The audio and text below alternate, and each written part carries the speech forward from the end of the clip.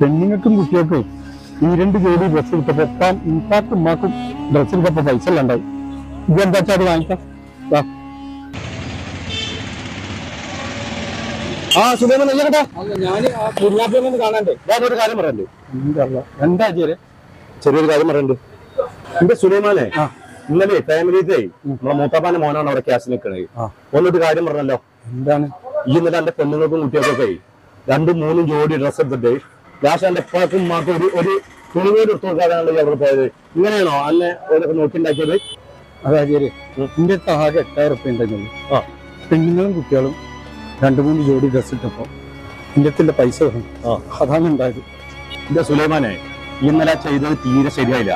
കാരണം എന്റെ ഇപ്പൊ തന്നെ എങ്ങനെ നോക്കിയത് 10-25 കൊല്ലേ ഞാൻ മൂപ്പരൊക്കെ അവിടെ മരുഭൂമിയില് ഒട്ടകത്തിനും ആടിനൊക്കെ മേച്ചിട്ടാണ് ഉണ്ടായി. അന്ന് നിങ്ങൾക്ക് എല്ലാ പെരുന്നാക്കും ഏതെങ്കിലും ഒരു പെരുന്നാക്ക് നിങ്ങൾക്ക് ഡ്രസ്സ് എടുക്കാൻ നിന്നിട്ടുണ്ടോ? എല്ലാ ചെറിയനാക്കും വലിയനാക്കൊക്കെ നിങ്ങൾക്ക് ഡ്രസ്സ് എടുക്കാനില്ലേ? ഇങ്ങനൊക്കെ ഒരുപാട് കഷ്ടപ്പെട്ടിട്ടാണേ മൂപ്പര് നോക്കി ഉണ്ടാക്കിയത്.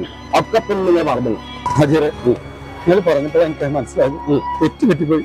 കൊടുത്താലേ ഇന്ന് നിങ്ങൾക്ക് അവിടെ ശമ്പളം കിട്ടാൻ ആ പൈസ കിട്ടിയതും ഉമ്മാനെ പനം കൊണ്ട് ഓൾക്ക് ഡ്രസ്സ് എടുത്തിട്ടുള്ളൂ. ഇനി വേറെ കാര്യം ഇത് നല്ലൊരു മാസം നോമ്പ് പെരുന്നാളൊക്കെ വരുന്നേ. ഇത്താനും മാറ്റി ശാപം വരിക്കാതെ ഇന്നലെ പോയിട്ട് വെച്ചു കൊടുക്കും കേട്ടോ. ശരി, ഇന്നലെ കുറെ ആൾക്കാരുണ്ട് നാട്ടില്. ഞാൻ വരട്ടെ. അസ്സലാമു അലൈക്കും. വലൈക്കും സലാം.